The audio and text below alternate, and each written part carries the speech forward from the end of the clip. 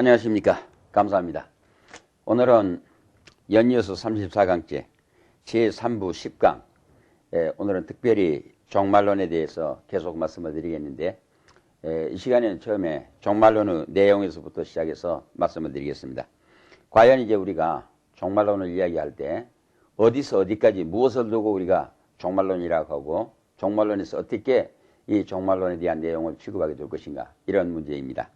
우선 여기서 우리가 알고 들어가야 할 것은 일반적인 종말론과 개인적인 종말론 등으로 나누어서 연구를 진행하게 됩니다.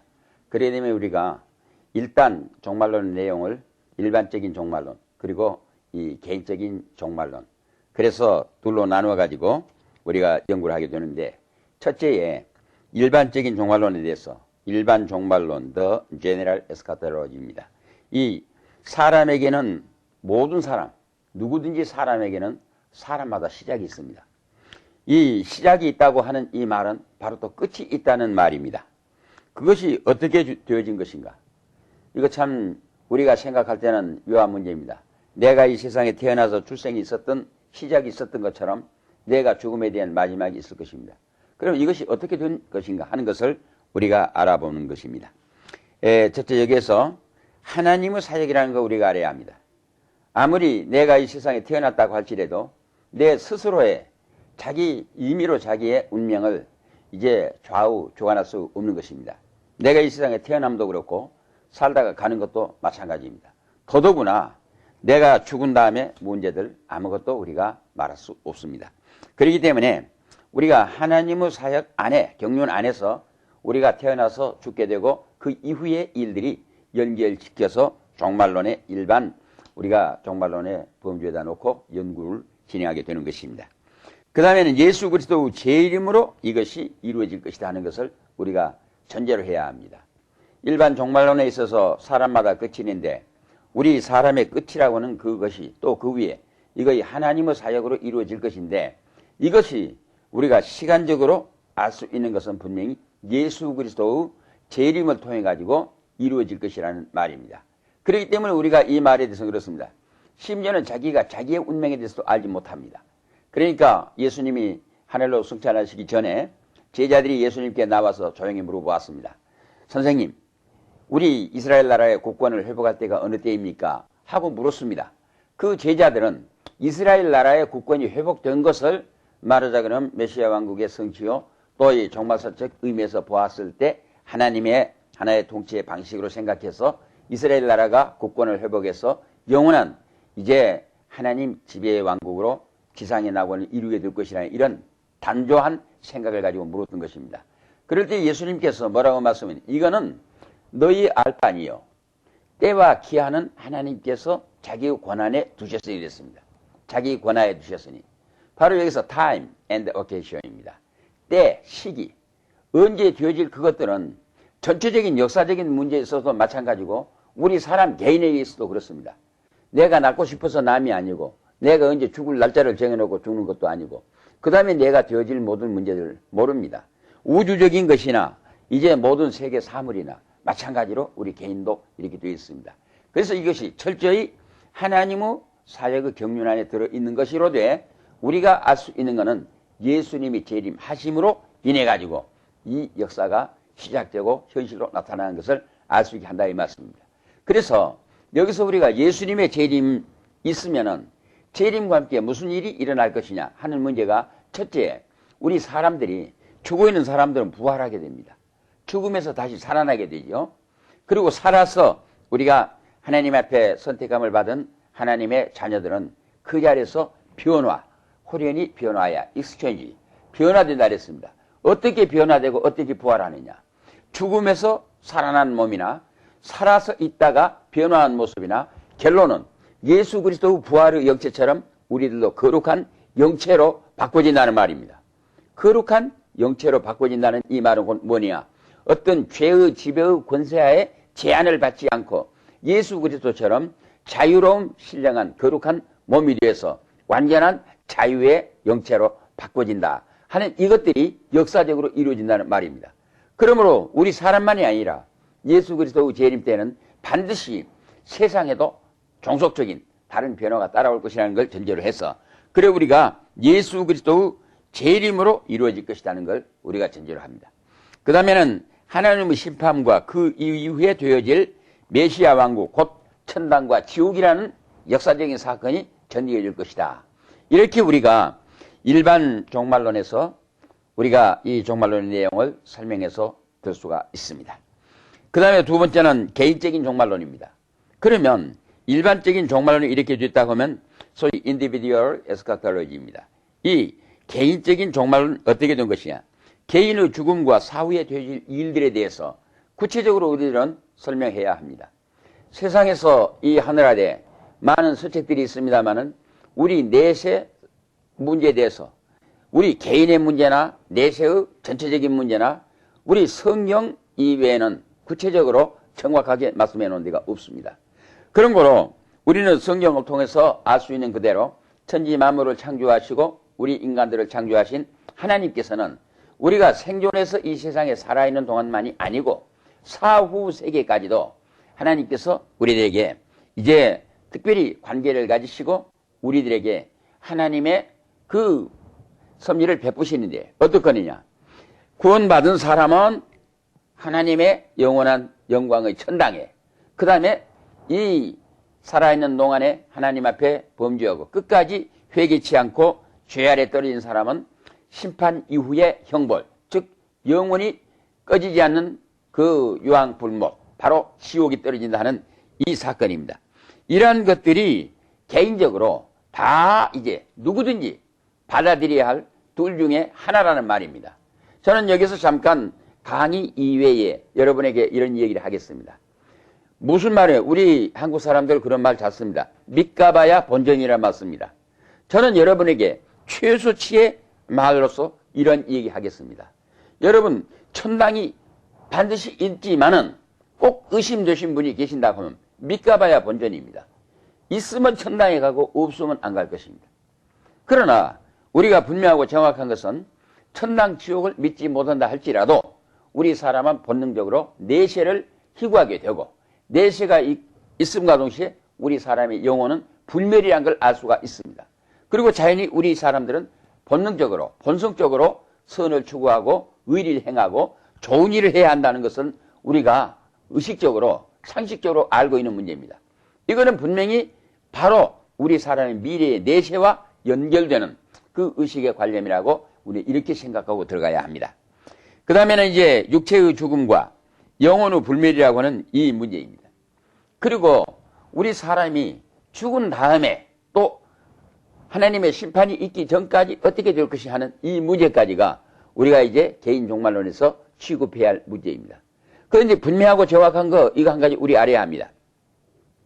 더러 이 캐톨릭 교회에서는 우리 사람이 죽은 다음에 연옥에 가가지고 또 변옥에 가가지고 다시 이제 회개 기회를 갖게 된다. 이러한 그 중간 상태를 이중적인 방법으로 갖고 이렇게 얘기를 하고 있는 그 설로 있습니다.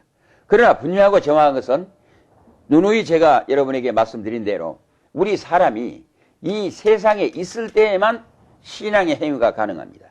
즉 예수를 믿어서 구원을 받느냐 안 받느냐 하는 결정의 모든 문제가 결국 이 세상에 있는 동안에 전부가 종결이 됩니다.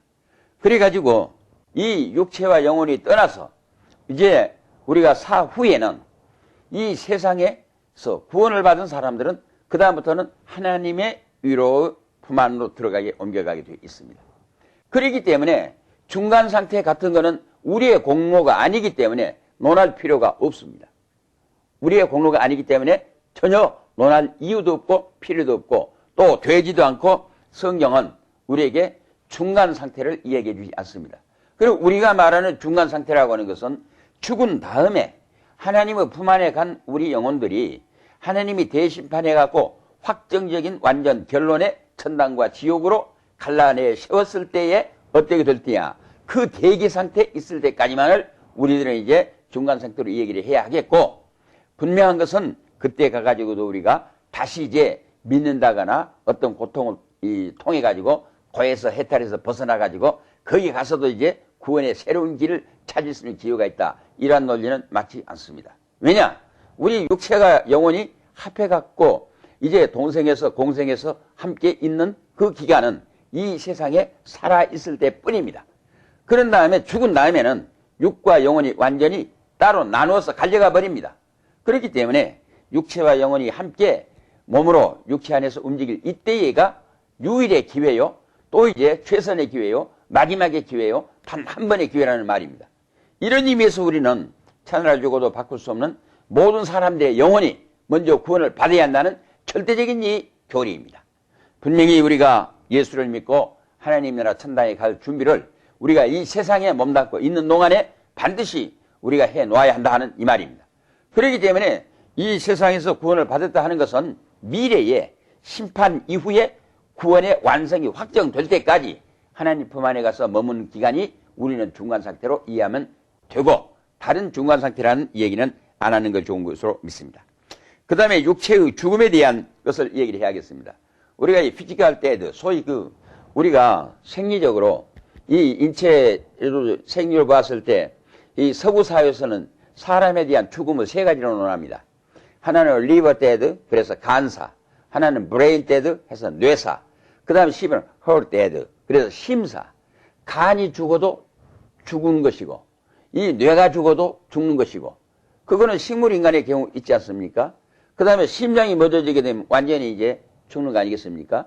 그러나 심장이 멎어서 죽는 걸 죽음이라고 하지만은 우리가 의학적으로 분류를 할 때는 간사, 간이 죽어도 죽는 것이고, 뇌가 죽어도 죽는 것이고, 그 다음에 심장이 죽어도 죽는 것이고, 이렇게 3등분법으로 해서 죽음에 대한 해석을 이렇게 하고 있습니다. 그러나 우리가 이 성경에서 말씀하고 있는 죽음의 개념은 육체적인 죽음과 영적인 죽음과 영원한 죽음이라는 이런 또 다른 세 가지의 개념을 갖습니다. 다시 말씀드리면, 첫째는 우리가 이 세상에 살다가 육신과 영혼이 갈라지는 영혼의 이 육신의 죽음입니다. 그 다음에 두 번째는 이 영혼의 죽음이니까 지옥불에 떨어질 수밖에 없는 영혼의 죽음입니다. 그 다음에 영원한 죽음이라는 것은 그 죽은 영혼이 이제 천당에 가서 구원을 받지 못할 영혼이 영원한 지옥불에 떨어진다는 이 말입니다. 그러니까 이거는 삶의 상태라고 얘기하는 것보다는 죽음의 상태라고 얘기하는 것이 맞습니다. 그러나 이 죽음의 상태는 단순한 죽음의 상태가 아니라 영원한 형벌적 상태에서 영원히 끊임이 없는 계속된 이 죽음의 연속이라는 이런 의미에서 우리가 해석할 수 있다 하는 말입니다. 그 다음에는 이제 육체적 죽음의 성질에 대해서 좀 구체적으로 우리가 생각해 볼 필요가 있습니다. 성경은 육체의 죽음과 이 영혼의 죽음을 구분해서 말씀하고 있습니다. 그 다음에 두 번째, 육체적 죽음이란 육신적인 생명의 종결 혹은 상실이라고 성경은 우리에게 말씀하고 있습니다. 그 다음에는 육체와 영혼의 분리가 죽음이다, 이렇게 말씀하고 있습니다. 그 다음 네 번째는 죽음은 멸절이 아니라 이 존재의 종지부가 아니라 생의 자연적 관계들의 분리에 지나지 않는다, 그 말입니다. 우리가 이 세상에 살다가 죽으면 끝나는 것이 아니라 그거는 하나의 존재가 완전히 소멸되어서 없어지는 것이 아니라 영과 육이 분리된 상태로 그 다음에 존속해서 계속 있을 것이다. 이거는 자연적인 하나의 단절의 관계라, 이렇게 우리가 성경을 통해서 이해할 수 있습니다.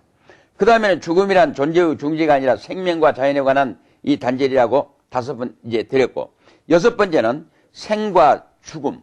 이 생과 사는 존재와 비존재로서 대립되는 것이 아니라 단지 서로 다른 존재의 양태로서만 우리가 대하는 것이란 말입니다. 대립되는 것입니다. 그러니까 우리가 육신이 있었고 영혼이 있었는데 이것이 완전히 끊어져 버린 게 아닙니다.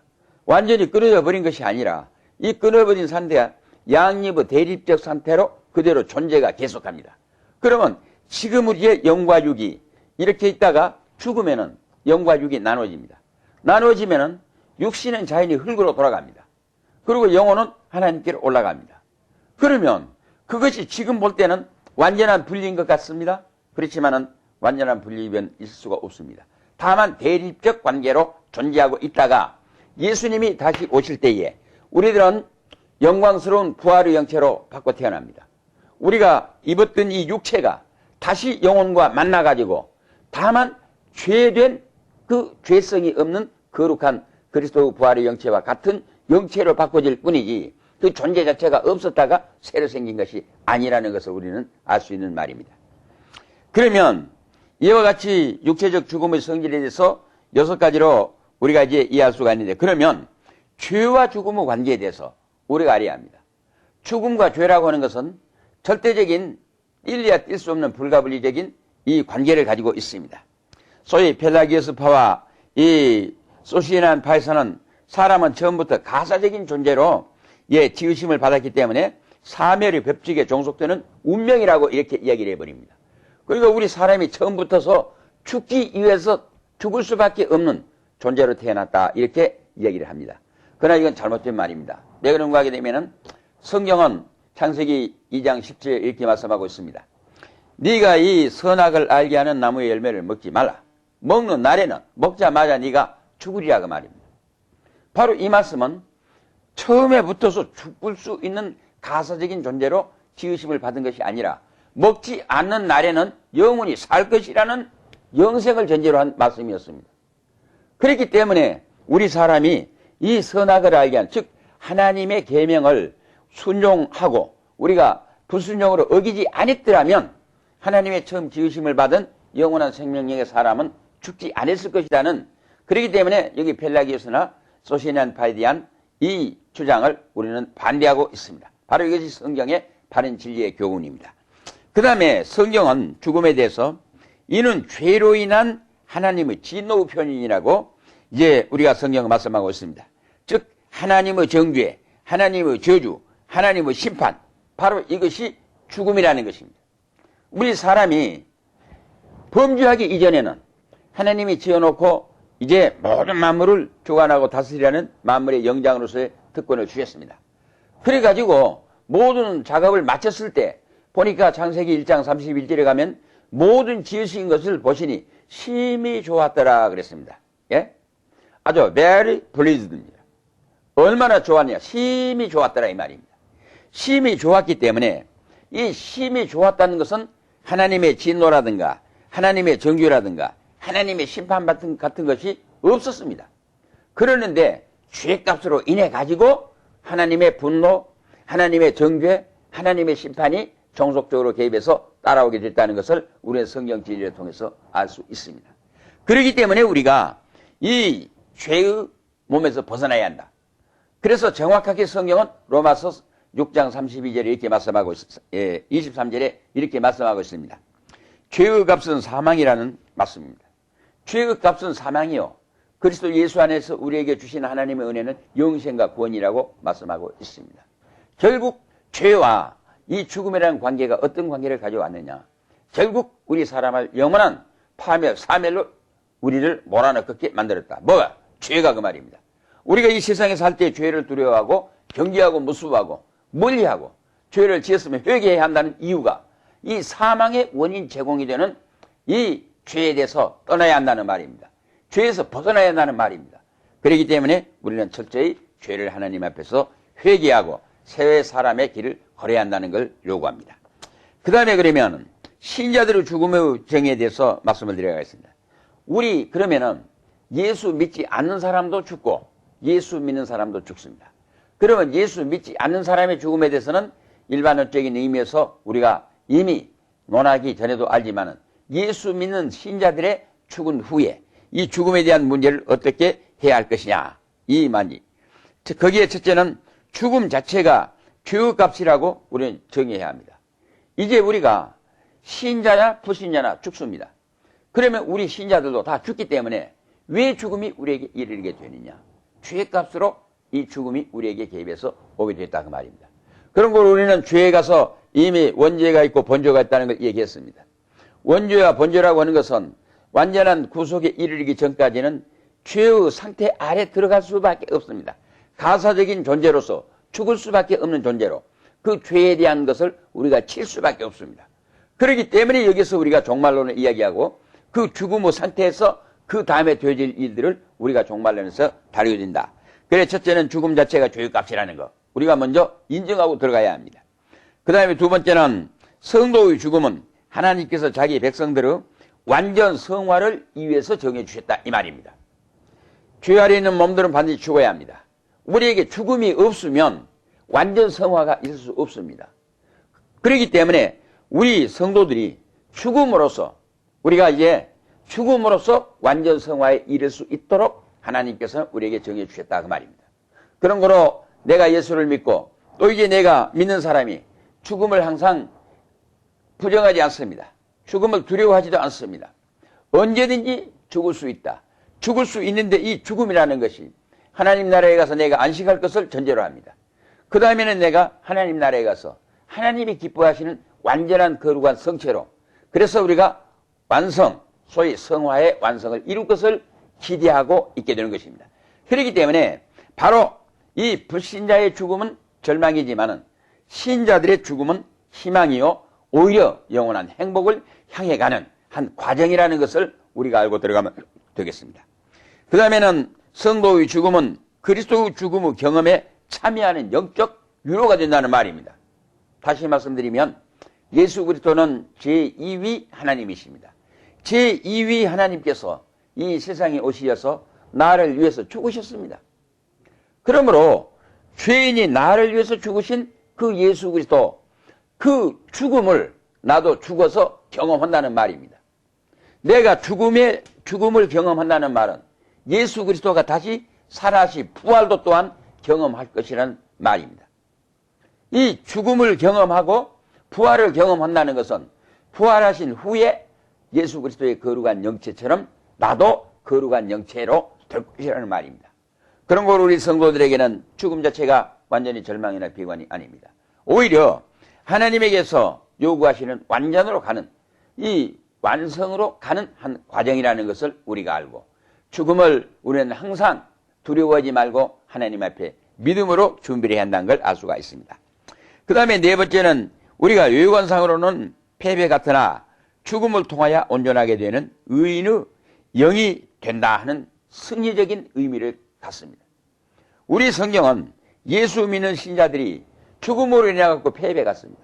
그러나 이 앞에 이야기한 대로 우리가 누구든지 자연적인 하나의 상태의 과정일 뿐이지 결국 달라지는 것은 믿지 않은 사람은 지옥의 형벌에 가기 위해서 지금 이제 죽음에서 대기할 수밖에 없습니다.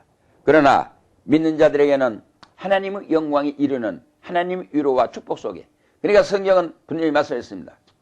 이제 하나님 나라에는 눈물도 없고 죽음도 없고 병든 것도 없고 아픔도 없고 이별도 없고 아무 그러한 것들이 없이 오직 하나님의 품 안에서 위로함을 받으면서 영원히 살 것이라고 하는 것을 성경 우리에게 수없이 말씀해주고 있습니다. 그런 거로 외관상으로는 성도의 죽음이 패배 같습니다. 그러나 이 원칙적인 원론적 의미에서 보았을 때는 성도들의 죽음은 오히려 승리적인 행복을 향해서 하나님께로 직접 다가가는 한 방편이 된다는 그래서 이것은 하나의 과정일 뿐이다 이렇게 생각하고 우리 모두 믿는 사람들은 이 세상에 살면서 죽음에 대한 공포라든가 불안이라든가 이런 심리는 전혀 가질 필요가 없다고 이렇게 생각을 합니다. 그 다음에는 이제 사망의 쏘는 것에서 제거된다는 말입니다. 이제 우리가 육체적인 죽음이 있고 아까 전에 세 가지로 죽음을 분리했으니까 영혼의 죽음이 있고 영원한 죽음이 있다고 얘기했습니다. 그럼 우리가 육체적인 죽음을 당함으로 인해 갖고 우리 성도들에게는 글로서 죽음이 끝나버립니다. 영적 죽음은 이제 없습니다. 그 다음에 우리들에게 영원한 형벌의 죽음도 없습니다. 그러니까 바울 선생님은 당당하게 말씀하셨습니다. 고린도 교회를 향해서 사망아 너희 쏘는 것이 어디 있느냐? 주야 너희 이기는 것이 어디가 있느냐? 없습니다. 우리 예수 믿는 성도들에게는 육체적인 죽음이 하나의 영광스러운 승리로 가는 과정으로 받아들일 뿐 그 이외에 죄가 우리를 향해서 쏘아댈 수 있는 것은 아무것도 없습니다. 그렇기 때문에 우리는 죄의 타겟에서 벗어나서 완전한 자유의 몸으로 나아가야 된다는 말씀입니다. 그 다음에는 이제 여섯 번째 나를 믿는 자는 죽어도 살겠고 바로 예수 그리스도를 믿는 자는 죽어도 산다고 예수님이 분명히 말씀했습니다. 영어로는 제가 보니까 이렇게 돼요. He who believes in me, though he may die, he shall live라고 이렇게 얘기하고 있습니다. 그러니까 우리가 내가 산다는 것은 예수 그리스도를 믿는 믿음으로 나는 예수 그리스도와 함께 예수 그리스도처럼 다시 살 것이다. 그러니까 믿는 자도 죽기는 죽습니다만은 완전한 죽음이 아니라 잠깐의 죽음이요. 다시 그리스도 이 부활의 거룩한 영체에 참여할 수 있는 한 과정이다. 이것입니다. 그 다음에는 사도 바울은 나를 위해서 면류관이 예비되었습니다. 디모데후서 4장 7절에서 8절 말씀을 보니까 내가 그리스도를 위해서 달려갈 길을 달려가고 내가 선한 싸움을 싸우고 내가 평생토록 고생했는데 이 고생한 것은 무엇이냐? 하나님께서 나에게 씌워주실 면류관이 예비되어 있기 때문에 나는 그 면류관을 쓰기 위해서 날마다 더 달려가노라 그랬습니다. 우리 예수 믿는 사람, 또 앞으로 우리가 신학을 해가지고 하나님의 거룩한 사역에 임할 사람들은 적어도 이러한 자기 생의 보람에 대한 투철한 의식과 목표를 가지고 당당하게 우리는 하나님의 사역에 임할 수 있다는 말씀입니다. 그렇기 때문에 우리가 성경을 열심히 공부하는 이유가 바로 여기였습니다. 하나님이 우리에게 말씀하신 이 하나님의 시적 권위를 가진 성경의 진리의 말씀이 우리들에게 이렇게 가르쳐주고 있습니다. 그렇기 때문에 적어도 우리가 신학을 해서 목양자로 나선다는 것은 자신감을 가지고 바울 선생님이 모든 육체적인 것을 초월해가지고 참 바울 선생님의 사적을 보게 되면은 초인간적인 사람으로서는 당할 수 없는 인간적인 그 학대와 권유의 아픈 역경의 길을 걸었습니다. 그러나 바울 선생님이 이 한마디로 내가 나의 달려갈 길을 다 가고 내가 선한 싸움을 싸웠으니 이제 이후로는 나를 위하여 의의 면류관이 예비되었습니다. 하나님 안에서 더 영원한 영생의 상급의 축복과 위로를 구했던 이 바울 선생님의 절절한 고백적인 이 말씀을 우리가 마음속의 염두에 생각하면서 우리가 하나님의 일에 참여해야 한다는 말씀인 것입니다. 마지막으로 7번째 영혼 후 불멸에 대해서 말씀을 드려야겠습니다. 첫째, 우리가 육체에서 분리된 영혼은 없어질 것인가? 없어지지 않고 영원히 존재한다는 것. 누누이 계속해서 말씀드렸습니다. 그런 거로 이 영혼 후 불멸이라고 하는 이것은 어디에서부터 시작됐냐? 창세기 1장 26절에 하나님께서 우리 인간을 만드시기 앞서 우리가 우리의 모양, 바로 이미지입니다. 우리의 형상, 라이크니스, 형상대로 사람을 만들자 하시고 이 사람을 만들어서 공중의 새와 바다의 고기와 땅 위에 있는 모든 짐승과 이 세상의 모든 것들을 다스리게 하자 하시고 지으셨다 그랬습니다. 그러면 여기서 하나님의 형상과 모양이라는 건 뭐냐? 옛날 처음부터 얘기했습니다마는 첫째는 영원히 죽지 않는 생명력입니다. 생명력. 그 다음에 만물의 영장으로서의 주권 행사를 행할 수 있는 이성. 하나님의 그 아트리뷰트, 소위 하나님의 속성의 전위적인 속성을 이어받은 사람은 이 세상뿐만 아니라 영원한 세계까지 가지고 갈 것을 전제로 하고 있습니다. 그러므로 하나님이 우리 사람에게는 처음부터 영원히 죽지 않고 영원히 불멸, 영생할 수 있도록 하나님께서 지으셨다는 말씀이 성경에 처음 우리 인간을 창조하실 때부터 못이 박혀 있다는 말씀인 것입니다. 그 다음에는 불멸성이라는 이 말의 뜻이 어떤 뜻을 갖고 있느냐? 이 불멸이라는 거, 죽지 않는다는 거, 끝나지 않는다는 거, 어떤 뜻을 가졌느냐? 이걸 우리가 알아봐야 하겠습니다. 바로 이거는 하나님께만 해당되는 내용의 말입니다. 영원히 죽지 않는다 하는 그거는 불멸이라는 원리는 하나님께만 있습니다. 그 하나님께만 있는 불멸의 이 원리를 우리 사람에게 전해 주셨다. 이것이 처음 창조 때부터 그렇게 하셨다는 말씀입니다. 그 다음에 무궁한 생존으로 불멸이라는 말입니다. 하나님께만 속한 이 불멸이 무궁한 세계로 이 생존으로 연장될 것이다. 끊임이 없을 것이다. 끝이 없을 것이다. 이 말입니다. 그 다음엔 인간은 완전한 자유상태, 영혼의 세계에서 완전한 자유상태에 들어갈 것이다. 이 말입니다. 그 다음에 종말론적 인간의 상태는 구속으로만 가능하다. 그러면 이러한 영원한 불멸의 상태가 어떻게 가능하냐? 예수 그리스도를 믿는 믿음으로 하나님 안에서 속죄를 받은 구원자에게만 해당되는 말씀이다. 이 말입니다. 그런 거로 우리 성도들은 죽음을 두려워하지 않고 하나님 앞에 감사하면서 날마다 충성하는 것이 이 성경에서 말씀하고 있는 우리에게 주신 하나님의 뜻이라는 말씀입니다. 감사합니다.